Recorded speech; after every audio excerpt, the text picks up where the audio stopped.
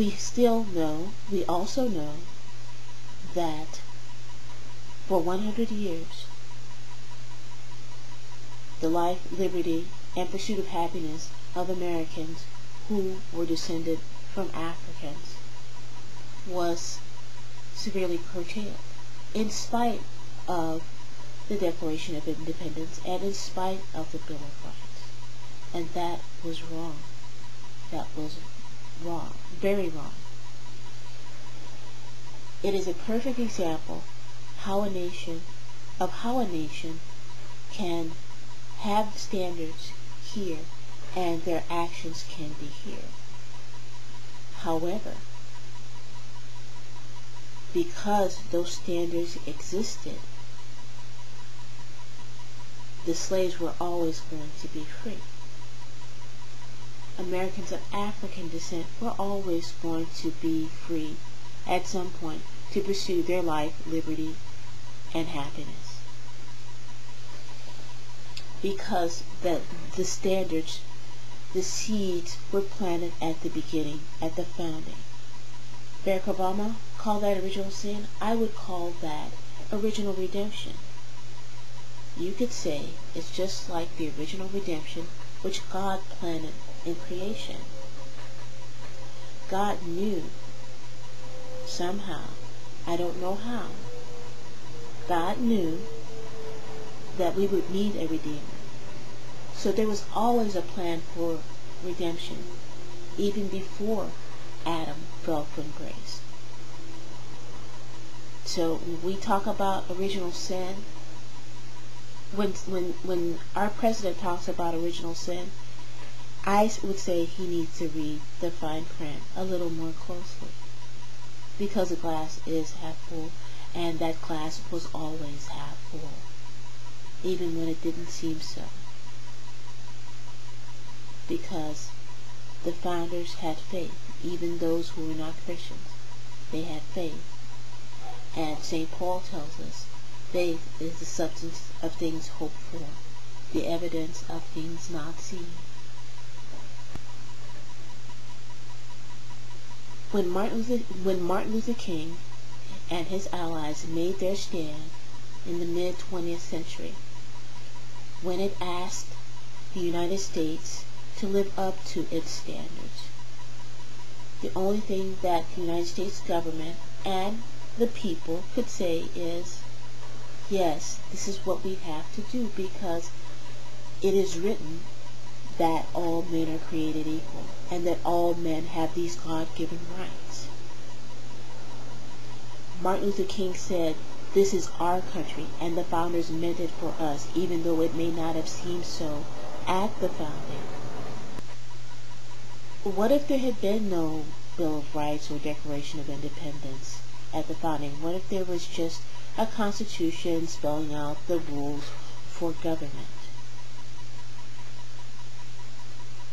Would there have even been a Martin Luther King?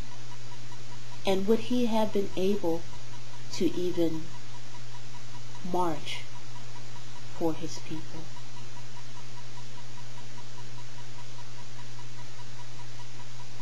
If there had been no Bill of Rights or Declaration of Independence, we would have 2009 Iran right here. We would have had that exact same situation in the 1950s and the 1960s.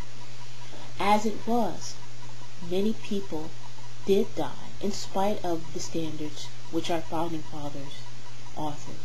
In spite of those things, Martin Luther King and many others were assassinated, were murdered, but that is because of the fallen nature of mankind.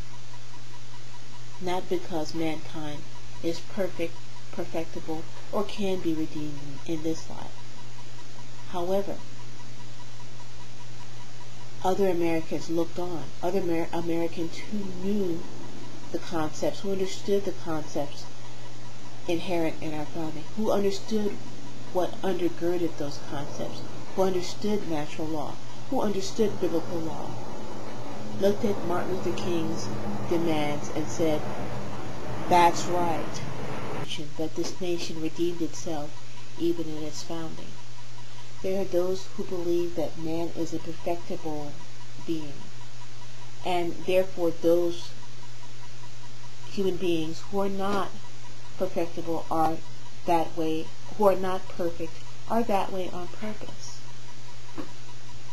These people with this mindset want revenge for the imperfectness, the fallen nature of the men who are part of the United States of America, who were part of its government, who are part of its citizenry, who were part of the founding. And they have been planning this vengeance for far longer than 2009, for far longer than the 2008 election, for even far longer than the 1960s. This vengeance was a planned vengeance.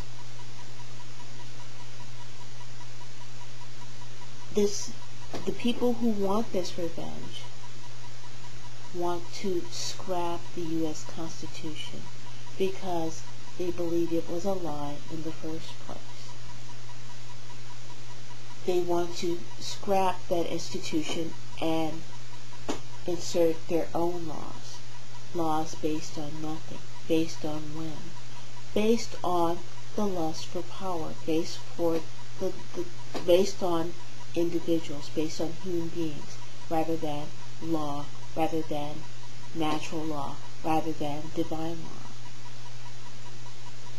Thus and that vehicle will be, the vehicle for this vengeance will be the government. And thus does government insert itself where it does not belong. It's inserting itself into contracts. It's inserting itself into private enterprise. It's inserting itself into certain aspects of our economy, into major aspects of our economy, I should say. Our president claims to want to save the banking industry. He wants to save the insurance industry.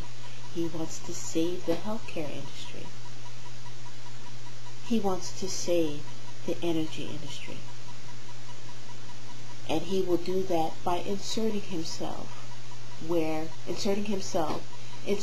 government where it does not belong.